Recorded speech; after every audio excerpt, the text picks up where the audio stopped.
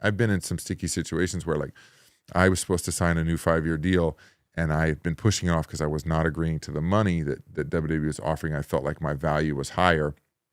And then I was approached at WrestleMania before my match with Kurt, and they were like, hey, we need you to sign this deal. And I went and had a conversation, and I ended up signing the deal. But I was like, hey, man, can we reevaluate this in a year if this is where we are? It was one of those things where, and Hunter said it to me, and I fully get what Hunter said to me when I was asking for more money, because it was like my second contract. I'd finished my first. I didn't ask to renegotiate. I was out earning my downside.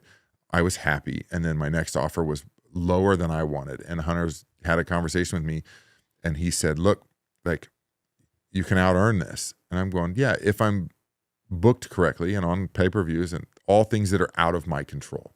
I can't control who you pencil in for these things. I can do my best, because look at where I'm at now. If you went based on reaction, I would have been in that upper, not the tip top, but I would have been in that next level of guys based on reactions and based on people cheering for me and based on what I was putting out as a product. I should have been on some of those pay-per-views, but I wasn't. But it's not in my control. I was barely on TV coming back up after the draft. I deserved to be on TV, and I deserved to be working in programs. And they threw me and Apollo together, and it started to really work, and I thought we had something special, and Apollo was showing out, and he's still crushing it. I'm so happy for him. He's getting a lot of TV time right now. But those are things that are out of my control. So you're telling me I can out earn this downside, but I can only do that if I'm booked this way, because I'm a heel, number one. So I'm not slinging merch, and I'm not getting asked to do the Snickers commercials, because I walk out and not even walk out. The second my music hits, it's guttural boos throughout every arena in the country and world. So I'm not getting all those little things that good guys get, those monetizing opportunities.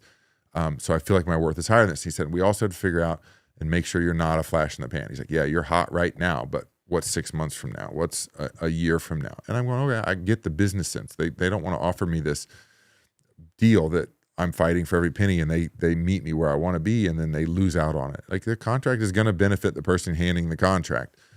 And I had a conversation, signed the contract. 2 years later, it was a 5-year deal. 2 years later, Vince brought me to the office, up in a very fancy office at the Royal Rumble, and was like, hey, you're underpaid. Wow. Let's fix this. He offered me a different deal, and I said, no, thank you. This is what I want. And he said, do you want to bet on yourself? I said, absolutely do. He goes, how about we do a 1-year deal for this much? Done. Bet on myself, and it worked out fantastic for me, because wow. 10 months later, I got a fantastic deal.